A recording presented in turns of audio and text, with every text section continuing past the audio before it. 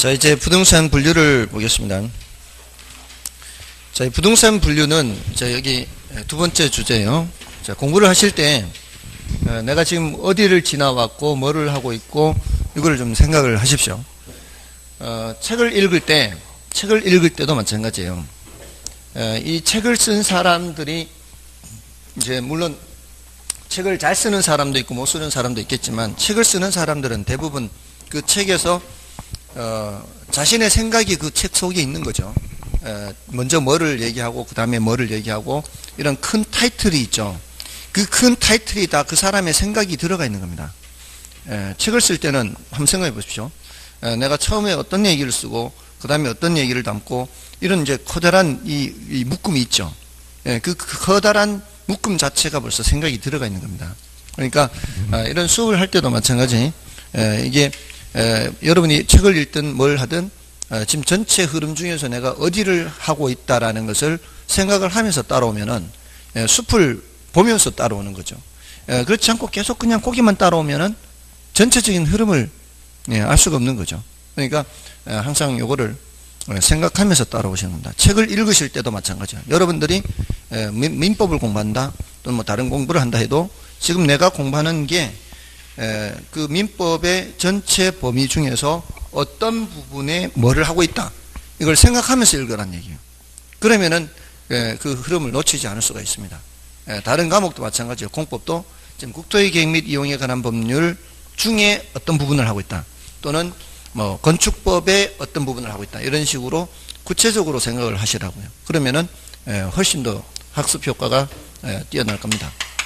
자, 이제 부동산 분류인데, 부동산을 분류를 하는 것도 이제 여러 가지 관점에서 이제 분류를 할 수가 있습니다. 먼저 국토의 계획 및 이용에 관한 법률상 분류가 있죠. 국계법 해서. 근데 이거는 이제 공법에서 많이 다룹니다. 근데 이제 결론에서는 간단한 정도로만 말씀을 드려요. 거기 이제 용도 지역이 있고요, 용도 지구가 있고요, 용도 구역이 있죠.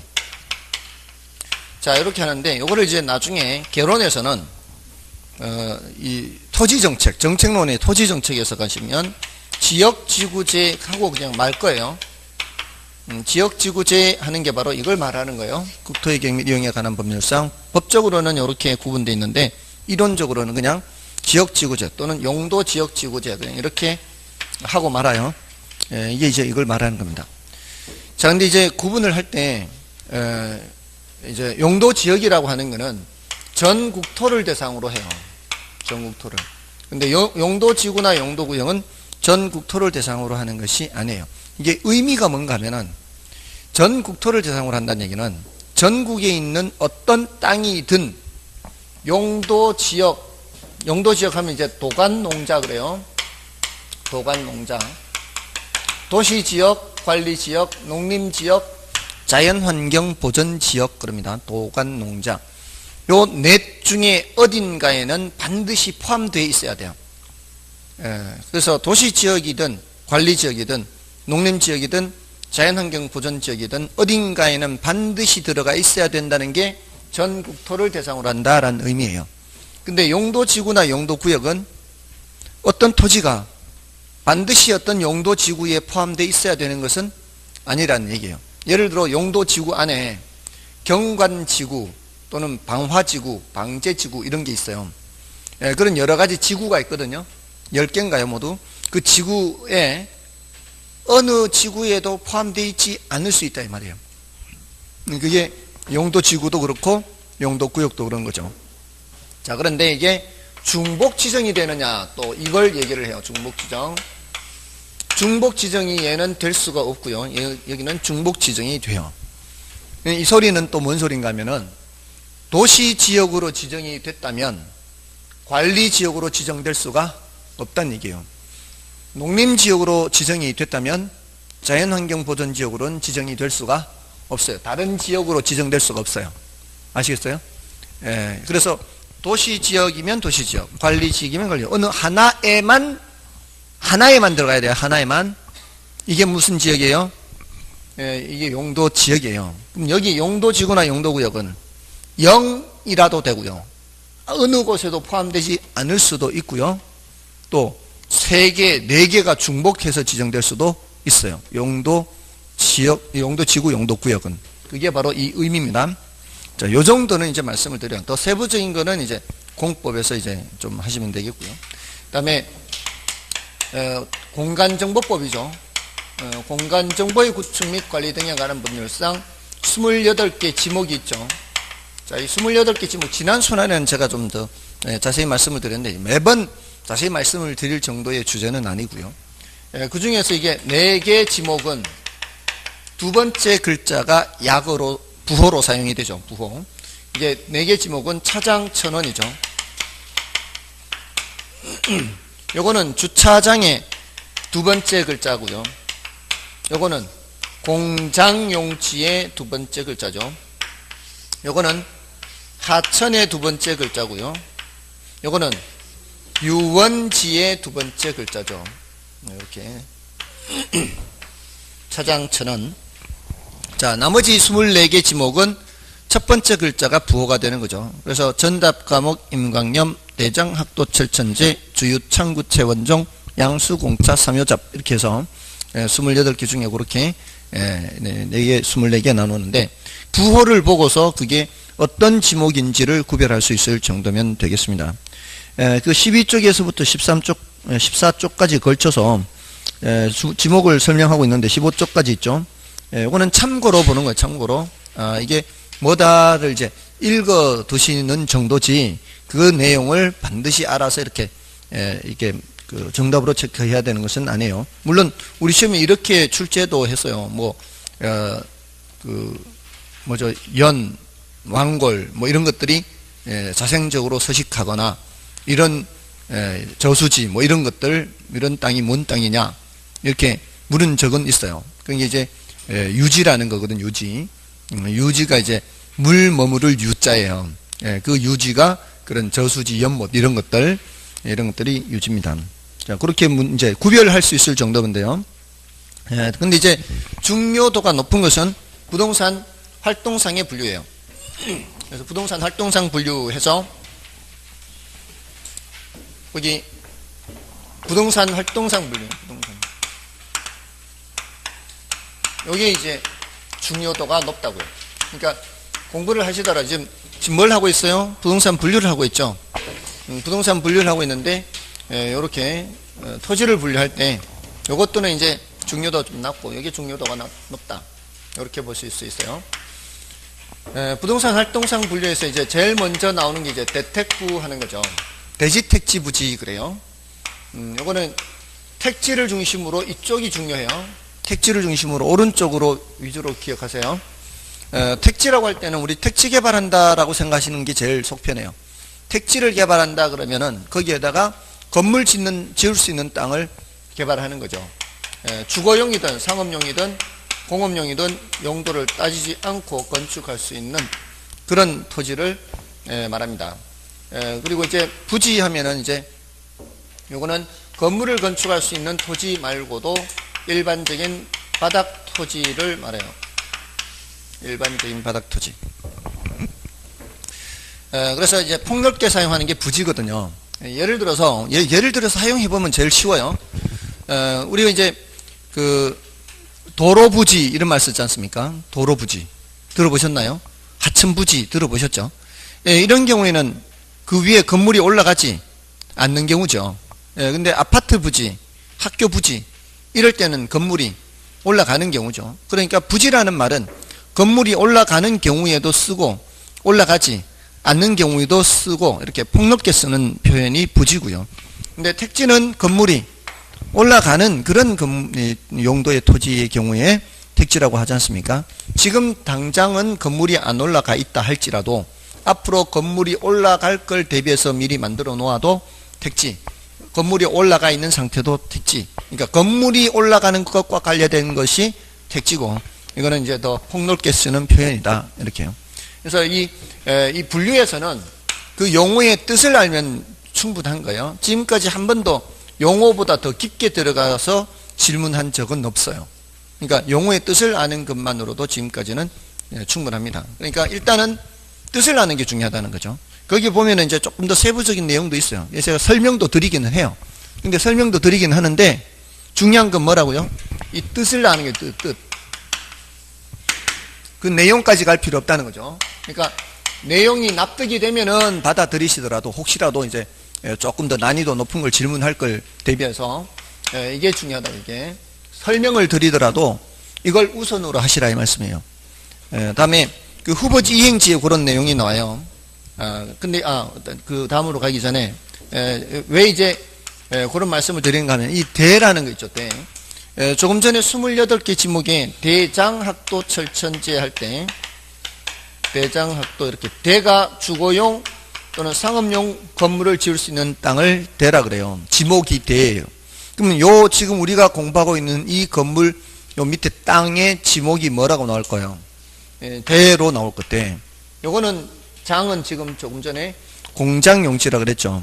이게 공장용 주상공이 주상공 대장이 주상공이에요. 대장이 대장이 주상공인데 자, 대라는 것은 일단 주거용 상업용 건물을 건축할 수 있다라고 이렇게 해서 좁게 해석을 하시라고 좁게. 왜냐하면 이게 이제 공간정보법에서 말하는 거죠. 근데 이걸 이제 질문하기가 조금 껄끄러운 이유가 공간정보법이라는 법 말고도 건축법이라는 법이 있단 말이에요. 자, 건축법이라는 법에 이런 표현들이 있어요. 건폐율 이런 표현. 그러니까 우리 개론에서도 알긴 알아야 돼요. 뜻을. 건폐율이라는 것은 대지 면적분의 자 1, 2월 달에 공부하신 분들 들어보셨죠? 대지 면적분의 뭐죠? 건축 면적. 맞나요? 맞습니까? 건축 바닥 면적 그렇게 배우셨어요? 건축 바닥 면적. 아니 이게 용어가 자꾸 바뀌니까 이게 쉽게 한다고 바뀌니까 건축 바닥 면적 맞아요? 건축 면적이 맞아요? 저를 이상한 데로 몰고 가지 마세요. 건축 면적이 그 의미가 건축물 바닥 면적 아니에요. 건축 면적과 건축 바닥 면적은 의미가 달라요. 왜냐하면은 그 1층에는 이렇게 좁게 올라갔지만 위층에서 넓혀지는 경우가 있거든요.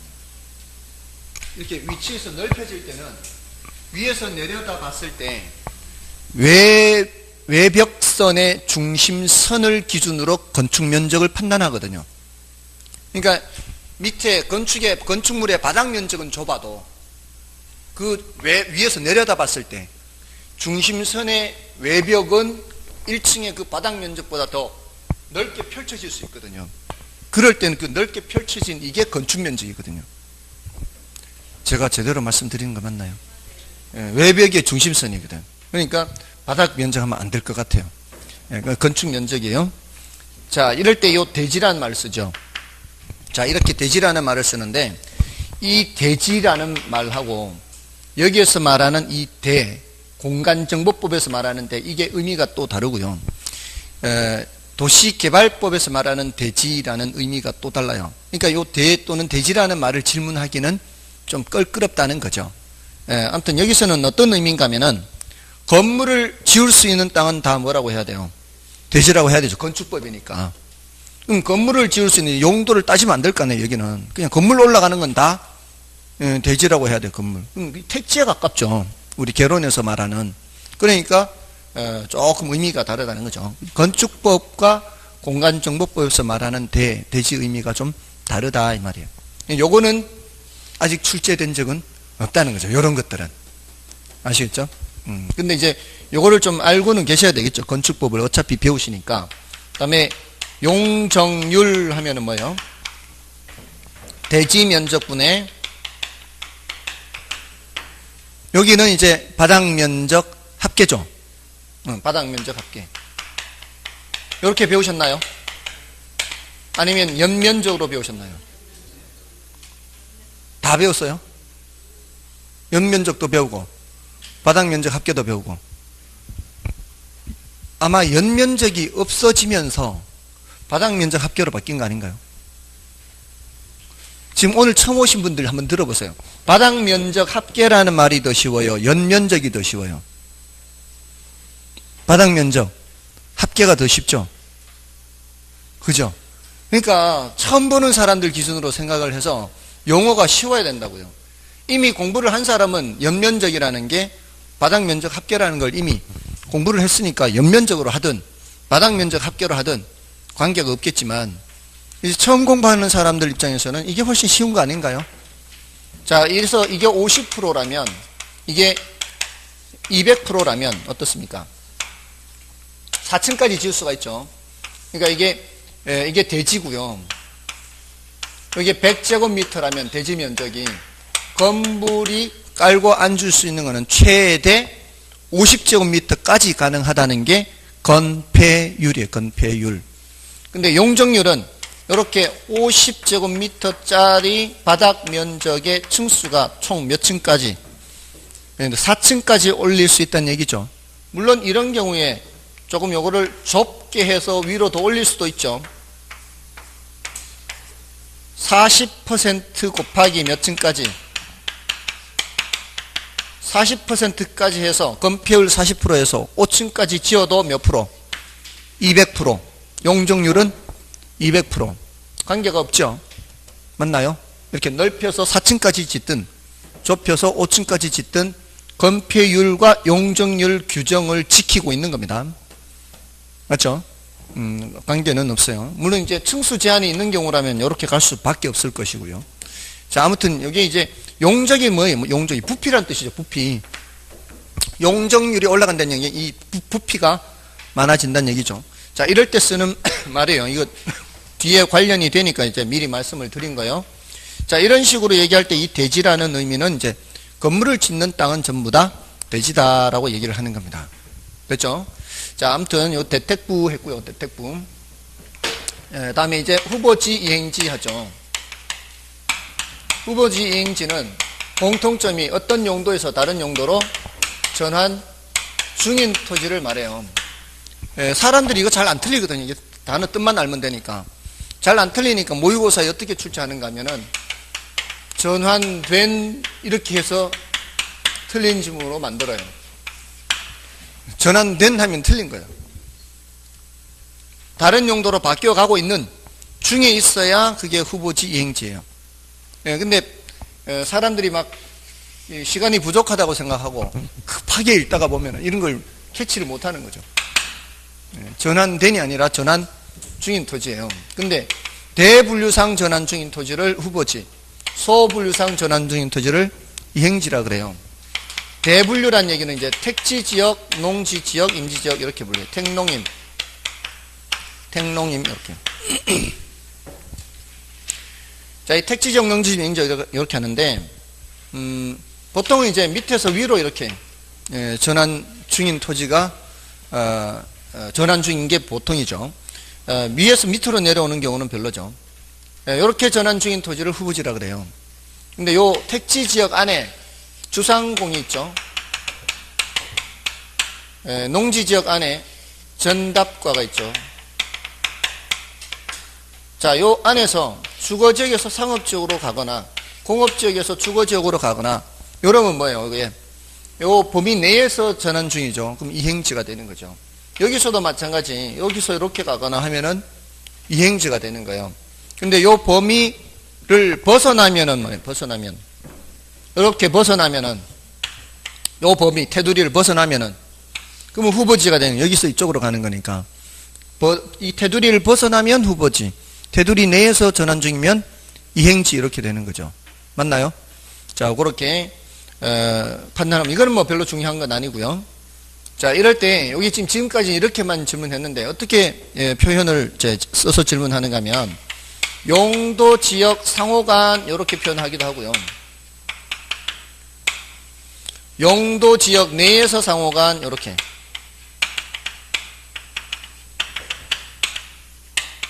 이렇게 내에서 하면 뭐가 되는 거고요.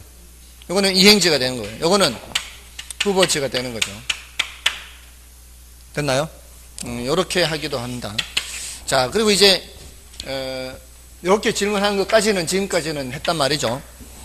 근데 그 우리 교재를 보시면은 어떤 내용이 있는가 하면 후보지의 경우에는 이행지 뒷부분, 이행지 셋째 줄에 있어요. 이행지 셋째 줄인가 넷째 줄인가?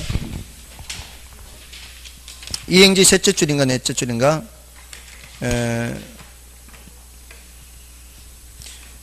넷째 줄이죠. 넷째 줄. 넷째 줄에 후보지의 경우 지목이 반드시 변경되나 이렇게 돼 있죠. 자, 여기서 이쪽으로 가는 것들은 지목이 다 바뀌어요. 조금 전에 주상공이 아까 지목으로 얘기하자면 대장이라 그랬죠. 주거용 상업용의 경우에는 지목이 대, 공장용지는 지목이 장이에요. 근데 전답 과목 인강염 할 때는 얘네들이 각각의 지목이란 말이에요. 밑에서 위로 올라갈 때는 전부 다 지목이 다 바뀌어야 되겠죠. 전답과로 되어 있던 게 대 또는 장으로 가야 되겠죠. 맞나요? 이렇게 지목이 바뀌어야 돼요. 전으로 되어 있던 게 주거용지로 바뀔 때는 지목이 대, 답으로 되어 있던 게 주거용지로 바뀔 때도 대, 상업용지로 바뀌어도 대, 전이 상업용지로 가도 대. 우리 택지개발 하잖아요. 택지개발 하면 거기는 다 농지, 뭐 임야 이런 거였을 거 아니에요. 농지 임야하던 것이 택지개발 하면 이제 건물 올라가는 거 아니에요. 건물 올라갈 때 이렇게 지목이 다 바뀔 거다 이 말이에요. 근데 이행지의 경우에는 이렇게 바뀌면 어떻게 해요? 주거용에서 상업용으로 가면 똑같은 데잖아요. 이럴 땐 지목이 바뀌어요, 안 바뀌어요? 지목이 안 바뀌죠, 이때는. 근데 공장용지에서 주거용지로 가면 이때는 바뀌지 않습니까? 그러니까 이행지의 경우에는 지목이 바뀔 수도 있고 안 바뀔 수도 있는데 후보지의 경우에는 반드시 바뀐다 이 말이에요. 자, 요거는 뜻을 묻는 거예요, 내용을 묻는 거예요? 내용을 묻죠. 그는 지금까지 출제는 안 됐단 말이에요. 그러니까 중요한 건 뭐라고요? 뜻을 아는 게 더 중요하단 말이에요. 그러니까 이런 거를 수업을 들으면서도 중요도의 강약을 감안을 해서 이거 좀 어렵다 싶으면은 어떻게 하라고요? 패스하고 뜻을 아는 게 더 중요하니까. 아시겠죠? 이게 받아들이는 정보를 모두 다를 알려고 하면은 그는 어리석은 거죠. 모두 다를 받아들이려고 하지 마시고 커다란 흐름만 받아들이시라 이 말씀이에요. 우리가 영화를 볼 때도 그 배우들이 말하는 대사 한마디 한마디를 다 외우려고 하면서 그 영화를 보면은 영화 감상이 제대로 안 되겠죠. 그런 것들은 중요한 게 아니라 흐름이 중요해요. 흐름. 어떤 그 흐름들. 자, 이렇게 구별할 수가 있고요. 후보지, 이행지.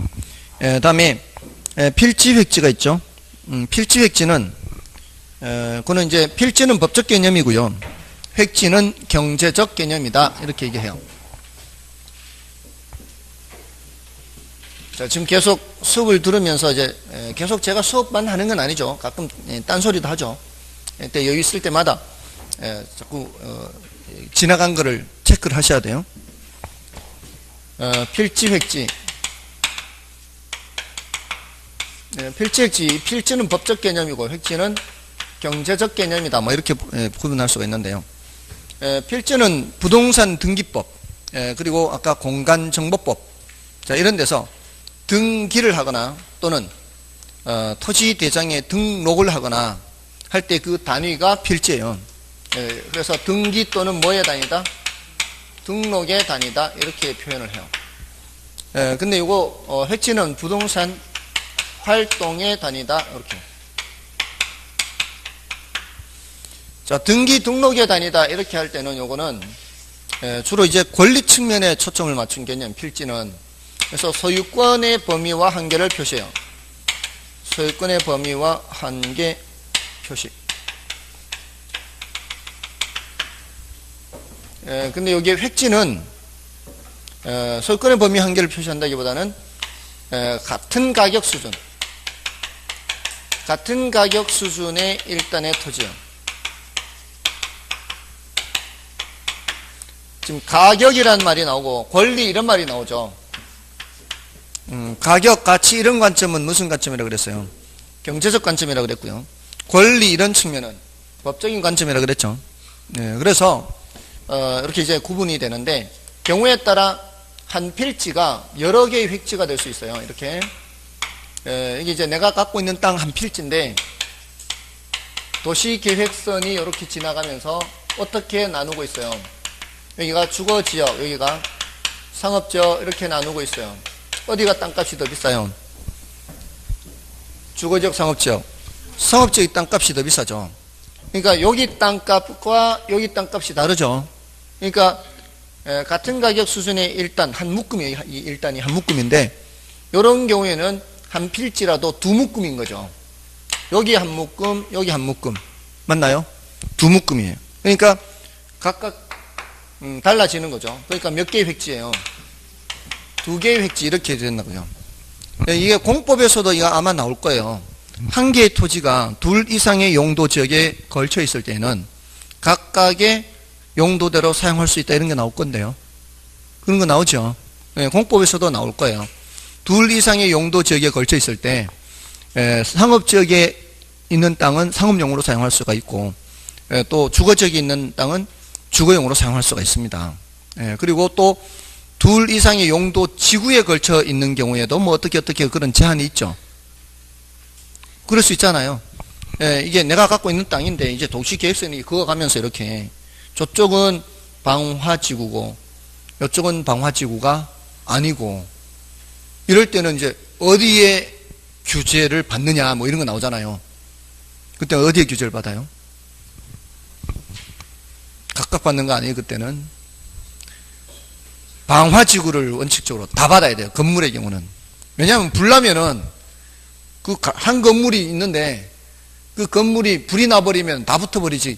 그 방화지구 저쪽에 있는 건 붙고 이쪽에 있는 건 안 붙고 이런 건 아니잖아요. 그러니까 방화지구와 다른 데 걸쳐 있을 때는 그때는 다 방화지구의 적용을 받아야 돼요. 원칙. 그잖아요. 상식적으로. 근데 그 방화벽을 설치를 했다면 그러면은 이제 따로 분리가 돼도 된다 이렇게 나오죠. 방화벽이 있으니까. 상식적으로 생각해도 그렇지 않겠습니까? 그런 식으로 이렇게 여러 용도 지역에 걸쳐 있을 경우에 제한, 여러 용도 지구에 걸쳐 있을 때의 제한, 이런 것들이 이제 나오는 거죠. 근데 따지고 보면은 사실 이런 것들이 다 우리 상식적으로 생각했을 때 다 이해가 되는 것들이거든요. 왜냐하면 우리 인간 사는 세상의 얘기죠. 인간 사는 세상에 어떤 문제가 있으니까 거기에 대한 어떤 규정이 있는 거 아니겠습니까? 그러한 문제를 피하기 위해서. 그래서 건물을 지을 때도 왜 네모난 이런 건물이라 해도 여기 네모난 거기에다 이렇게 지을 수 있는 게 아니라 여기를 이렇게 못 짓게 하는 부분이 있죠. 이렇게 각을 지어서 건물이 이렇게 다 올라가 버리면은 여기 이제 모퉁이 틀 때 이렇게 안 보일 수 있잖아요. 그러니까 이렇게 치는 거 있잖아요. 이렇게 뭐 이건 건축선이라 그러나요?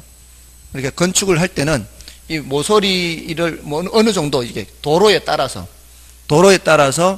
모서리 부분까지는 건물을 못 올리게 이렇게 이걸 올려야 돼요. 이거 들어와서 올려야 돼요. 이렇게 들어와서 올리거나 이런 식으로. 이게 다 이유가 있는 거죠. 이렇게 건물을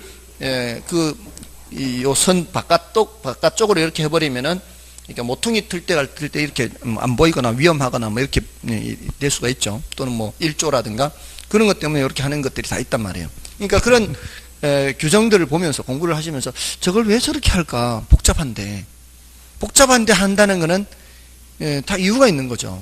누구든 다 편하게 하고 싶죠. 다 간편하게 하면은 훨씬 더 좋지 않습니까? 그럼에도 불구하고 복잡한 뭔 규정이 있다는 얘기는 거기엔 뭔가가 이유가 있을 것이다 라고 자꾸 생각을 하세요. 그럼 나름대로 생각을 하다 보면은 나름대로 합리화를 할 수가 있어요. 설령 그게 아닐지라도 이래서 이렇게 했구나 하면은 훨씬 더 잘 기억을 할 수 있는 거죠. 오랫동안 기억을 할 수 있는 거죠. 그러니까 조금은 더 생각을 하시라는 얘기죠. 그러면은 암기할 게 훨씬 줄어드는 겁니다. 자, 아무튼 이럴 때는 이제 두 개의 획지가 되고요.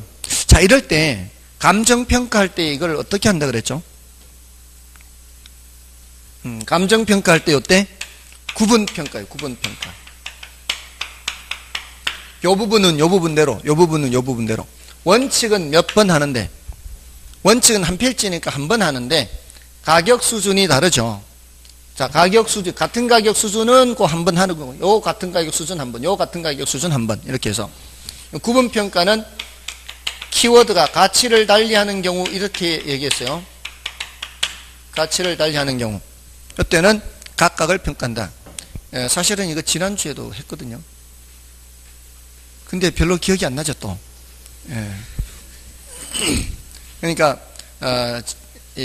그렇게 잘하는 거 아니에요. 2달 먼저 왔다고 해서. 예, 그렇게 잘하는 게 아니니까 지금부터도 근데 오늘 처음 오신 분들이 앞으로 2달 뒤에 여러분의 모습이 될 수도 있어요. 예, 그러니까 그렇게 되지 않으려면 조금 더 잘 따라오셔야 돼요. 아무튼 이럴 수도 있고요. 경우에 따른 2개 필지에 하나의 건물이 올라갈 수도 있거든요. 2개의 필지에 하나의 건물이 올라가는 경우, 이럴 때는 필지는 몇 개 필지지만 몇 개 획지가 될 수 있다? 1획지가 될 수 있다. 이렇게 얘기할 수 있습니다. 자, 그게 필지 획지고요. 그 다음에 나지 건부지 하죠. 자, 나지 건부지. 나지는 지상에 건물이 없는 땅, 건부지는 지상에 건물이 있는 땅, 건부지 그래요. 자, 지상에 건물까지 얘기하는 걸까요? 밑에 땅만 얘기하는 걸까요? 땅만 얘기하는 거죠. 건부지는 땅만 얘기하는 거예요. 지상의 건물도 얘기하는 건 아까 뭐라 그랬어요? 아까 복합부동산이라고 그랬어요. 까먹는데 시간이 많이 걸리진 않아요. 복합부동산은 뭐하고 뭐를, 토지하고 건물을 함께 부를 때죠. 이렇게. 그러니까 자꾸 하는 거죠. 자꾸 복습하고 반복하고. 그러니까 저는 얼마나 이걸 잘 알겠어요. 지금 숱하게 반복을 했을 거니까. 그죠? 처음엔 저도 마찬가지 잘 몰랐겠죠. 근데 얼마나 반복을 했겠습니까, 제가. 그리고 얼마나 많이 여러분들이 잘 기억을 못한다는 걸 반복을 통해서 제가 경험을 했겠습니까? 그러니까 이제 전혀 화도 안 나고요. 전혀 평정심을 유지하는 거죠. 그래서 도를 통하는 게 꼭 산으로 가야만 도를 통하는 게 아니죠. 절에 가야 도를 통하는 게 아니에요. 여기서도 충분히 도를 통할 수가 있습니다. 자, 여기 자, 건부지는 지상에 건물이 있는 땅, 이거는 건물이 없는 땅, 이렇게. 자, 근데 이게 지상에 건물이 있는 땅, 건부지의 경우에는 지상의 건물 때문에 토지의 사용 수익이 제한되어 있는 상태예요. 그래서 땅값을 따지자면 건부지 가격이 더 높은 게 보통일까요? 나지 가격이 더 높은 게 보통일까요? 나지 가격이 더 높은 게 보통이죠. 여기 이제 더 낮다는 뜻이죠. 그래서 이거를 건부 감가가 발생하는 게 일반적이다, 이렇게 얘기해요. 예외적으로 뭐가 발생한다? 건부 증가가 발생한다. 예외적. 보통 이제 규제가 강화되는 경우에 많이 그렇게 된다 그랬죠. 지난 순환에는 제가 이 태백산을 말씀드렸어요. 태백산이 국립공원 구역으로 지정이 되면서 원래부터 거기에 영업을 하던 사람들은 계속해서 영업을 할 수가 있는데 새로이 영업 허가가 나기는 어렵다 이 말이에요. 그럴 때는 허름한 건물이더라도 거기에 영업을 하고 있었던 사람은 이게 낡아서 새로 짓고 건물 철거해서 새로 짓고 영업을 할 수 있거든요. 기존에 하던 사람은. 근데 없던 곳에 새로 짓고 영업을 할 수는 없어요. 그러니까 그런 경우에는 허름한 집이라도 건물이 있는 게 좋다는 얘기예요. 그러니까 경치 좋은 곳 같은 데 가면 대부분 그렇다고 보면 돼요. 경치 좋은 곳에 허름한 그런 주택이라도 그런 곳은 가치가 높아요. 그 헐고 새로 지을 수 있으니까. 근데 대부분 그런 곳에는 이제 돈 있는 사람들이 사가지고 별장 짓는 거죠. 아무튼 그런 게 이제 예외적으로 나타나는 거예요. 여기 이제 낮인데, 낮이를 얘기할 때는 지상에 건물만 넘는 게 아니고요. 표현을 할 때 사법상의 제한도 없다 그래요. 사법상의 제한. 사법상의 제한. 사법상의 제한도 없어야 돼요. 그 소리는 사법상의 제한이라는 것은 등기부상 깨끗하다 이 말이에요. 낮이는 지상에 건물만 넘는 게 아니라 뭐도 없다? 사법상의 제한도 없이 깨끗한 상태를 말해요. 그래서 거기 표현이 뭐라고 되어 있어요?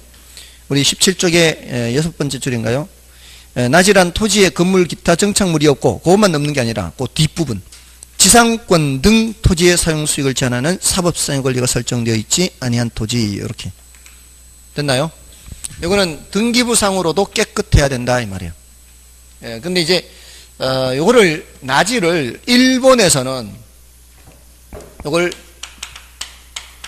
갱지와 저지로 구분해서요. 갱지는 사법상의 제한이 없는데 저지는 사법상의 제한이 있는 것으로 해요. 이건 중요도가 낮습니다. 그러니까 일본에서 갱지라고 하는 것이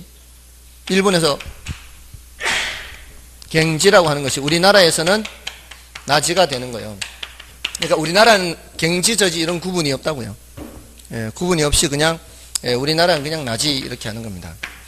일본에서 갱지 들어보신 적 있죠? 좀 연세 드신 분들이 왜 어릴 때 종이 깨끗한 종이 한 장 달라 그럴 때 갱지 한 장만 줘라 그런 말 들어보셨어요? 그거 들어보셨다는 건 나이가 꽤 됐다는 얘기예요. 근데 그게 여기서는 땅지자죠. 땅지자. 갱지 할 때 그 지자는 갱지 한 장 달라 할 때는 종이지인데 여기서는 이제 땅지인 거죠. 그러니까 갱지라는 거는 건물도 없고 등기부상 깨끗한 상태의 땅. 이게 일본에서 갱지가 이제 우리나라에서는 나지라고 하는 겁니다. 자, 요거는 더 들어갔죠. 더 들어간 거는 중요도가 낮다 이 말이에요. 지금까지 우리 시험에서는 그냥 뜻을 묻는 정도 이렇게 출제가 됐다 이 말입니다. 그래서 나지, 건부지 했고요. 다음에 이제 넘어가시면 맹지하고 대지라고 되어 있는데 그거를 괄호 속에 자루형 토지라고 표현되어 있죠. 그렇게 기억하시면 돼요. 맹지와 자루형 토지 이렇게. 맹지는 뭐예요? 맹지는 도로에 접한 게 없는 땅. 도로에 접한 게 없는 땅. 이 도로가 있으면 이렇게 돼 있는 거죠. 자루형 토지는 어떻게 해요? 자루형 토지는 도로에 좁은 입구로 연결되어 있는 이런 땅. 원칙적으로는 이렇게 맹지의 경우에는 건축을 할 수가 없죠. 건축법에 가서 보시면 이게 앞에 이 전면 도로가 너비가 어떻게 되느냐에 따라서 요 입구의 폭이 어느 정도는 되어야 건물을 건축할 수 있죠. 최소 몇 미터죠? 최소 2미터인가요? 걔가? 최소 2미터 정도는 돼야 아마 건물을 지을 수가 있을 거예요. 다들 표정들이 별로 건축법은 안 한 것 같아요. 했는데 기억을 못 하시는 거예요? 안 한 거예요? 건축법 했나요? 했는데 요것만 안 했나 보네요. 요것만 안 했나 봐. 자, 아무튼 그렇습니다. 다음에 이제 법집인지, 자, 요 내용들은 좀 쉬고 할까요? 여기서부터는 좀 쉬고 하겠습니다.